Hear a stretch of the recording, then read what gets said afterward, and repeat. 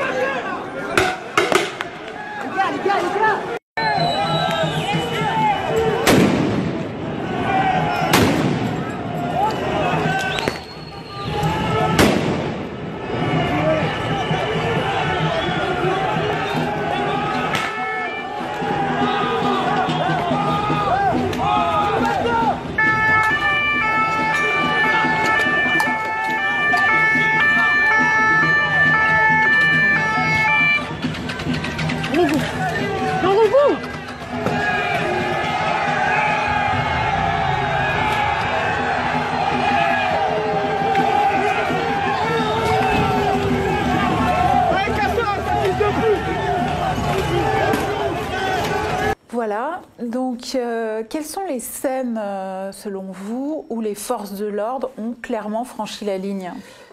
Les forces de l'ordre dans un pays démocratique ont des règles, ont une déontologie, ont une doctrine d'emploi, des armes, il y a tout un déploiement, il y a un mode d'emploi, hein, c'est assez considérable. Par exemple, quasiment personne ne le sait, mais quand quelqu'un est atteint par un tir de flashball ou de LBD, la police doit s'inquiéter de l'état de santé de cette personne et doit aller chercher cette personne.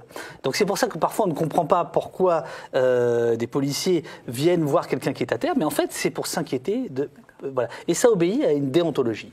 Les images qu'on vient de voir, a priori, je dis a priori parce que la justice doit passer, les signalements doivent être faits, la police des polices doivent être saisie, éventuellement les tribunaux, les procureurs. Et là, a priori, dans tous les exemples qu'on montre, la déontologie explose en plein vol. Voilà.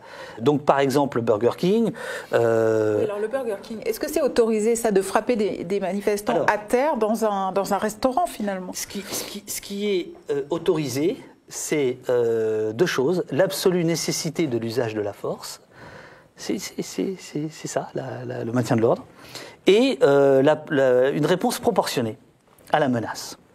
Eh bien, il n'y a aucune menace dans ce Burger King, il n'y a aucune nécessité d'usage de la force, puisque les gens sont dans un lieu clos, fermé, et en plus de ça, on leur balance des gaz, etc. Donc là, la déontologie est très clairement mise à mal.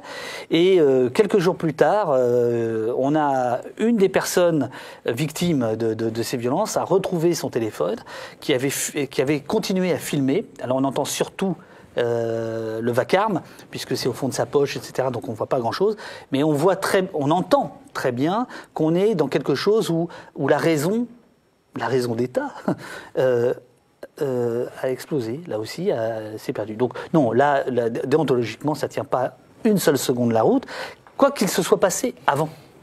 Parce que là, il se trouve que les gens qui sont massacrés n'ont absolument rien fait. Parfois, ils peuvent avoir fait. N'empêche que ce n'est pas une raison. La police n'a pas à massacrer quelqu'un qui a commis un délit. La police doit remettre à la justice des gens qui auraient commis des faits. Elle ne doit pas les massacrer, elle ne doit pas les mutiler, elle ne doit pas les blesser. Nulle part c'est écrit ça.